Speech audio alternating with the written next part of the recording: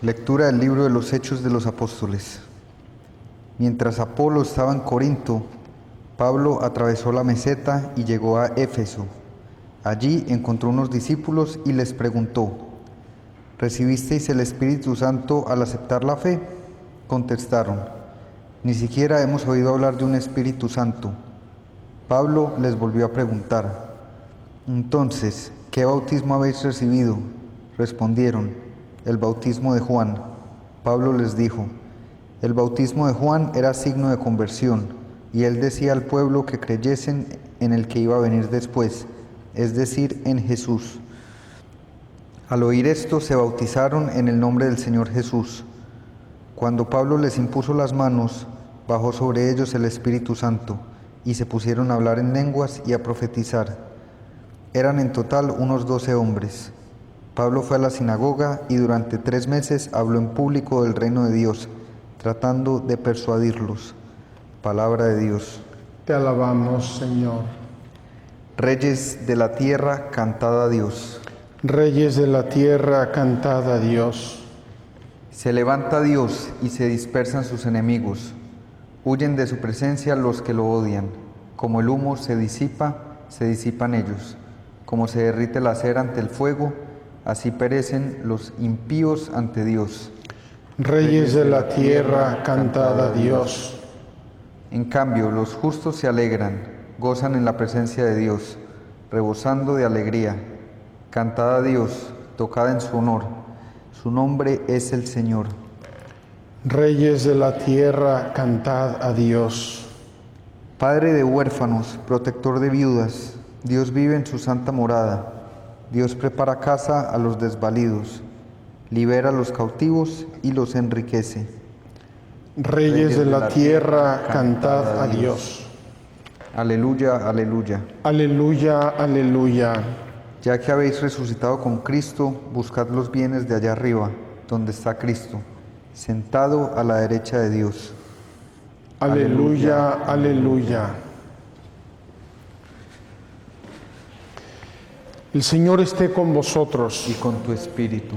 Lectura del Santo Evangelio según San Juan. Gloria a ti, Señor. En aquel tiempo dijeron los discípulos a Jesús: ahora sí que hablas claro y no usas comparaciones. Ahora vemos que lo sabes todo y no necesitas que te pregunten. Por ello creemos que saliste de Dios. Les contestó Jesús: ¿ahora creéis?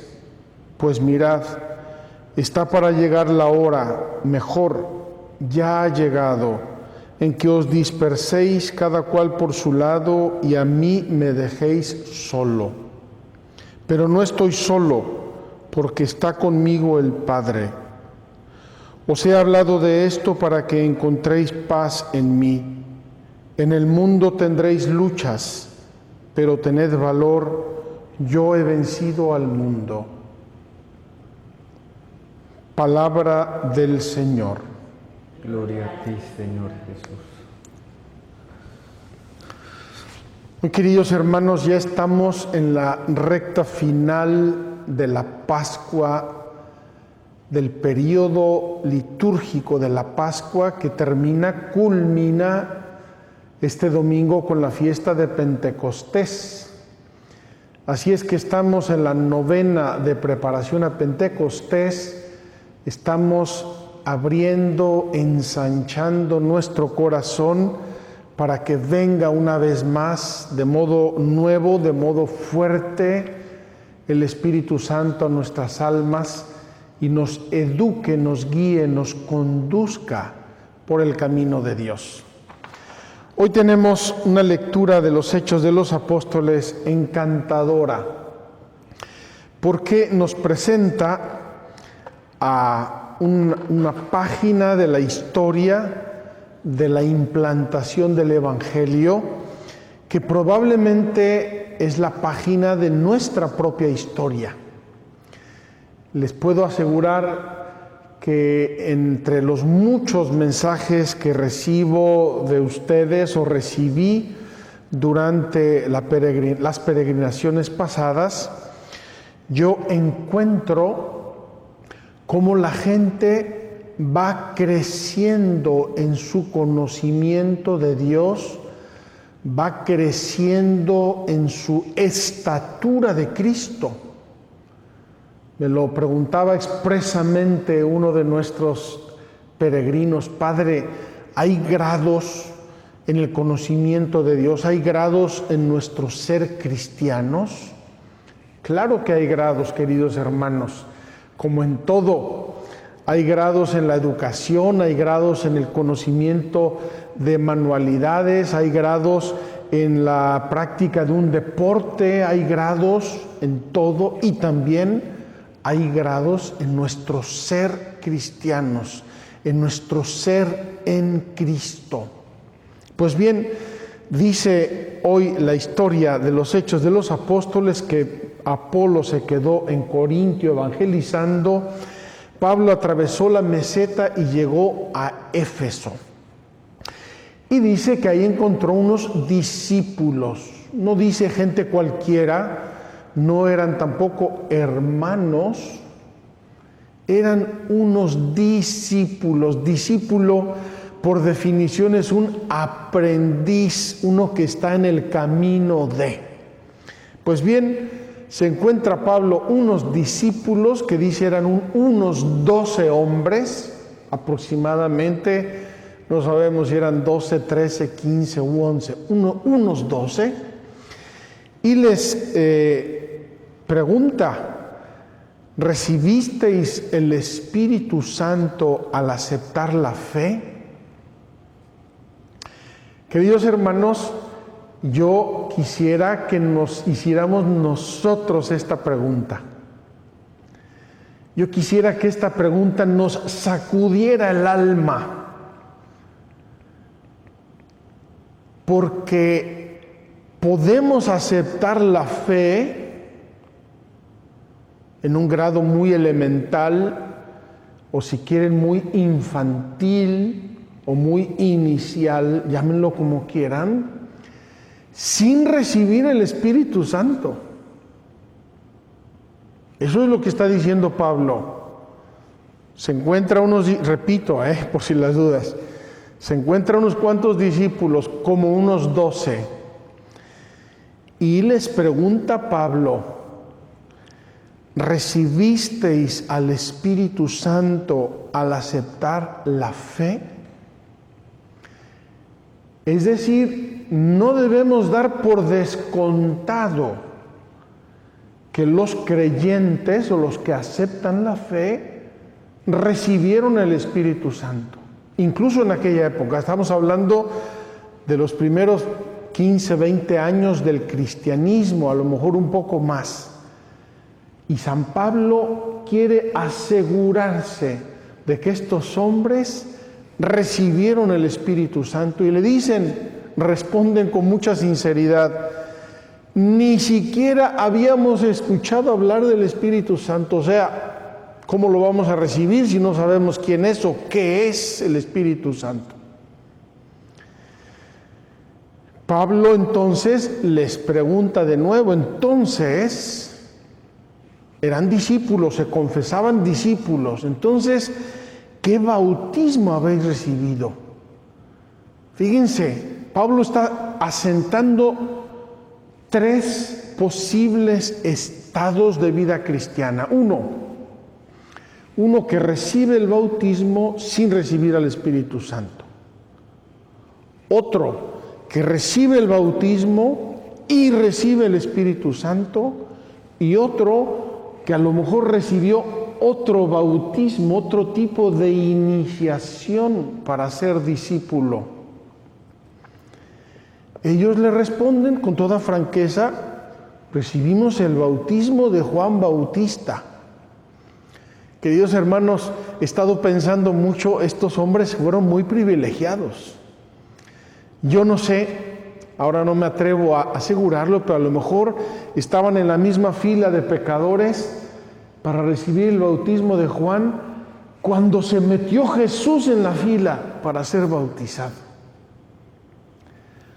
Poco después del bautismo de Jesús, Jesús sabe que apresaron a Juan y lo metieron a la cárcel. ¿Por qué? Porque le restregó en las narices a Herodes Antipas, que le había quitado la mujer a su hermano. Por lo visto era un deporte que ya se practicaba también en aquellos tiempos. Y entonces Pablo les aclara a estos discípulos: el bautismo de Juan era signo de conversión, es decir, era el primer paso, convertirnos, recapacitar y pensar que hay un camino nuevo, un camino diverso. El bautismo de Juan era signo de conversión. Y él decía al pueblo que creyesen en el que habría de venir, es decir, en Jesús. No sé si estos hombres, estos discípulos, también habían oído hablar de Jesús o ni siquiera habían oído hablar de Jesús. Probablemente sí, por lo que dice enseguida. Al oír esto, se bautizaron en el nombre del Señor Jesús.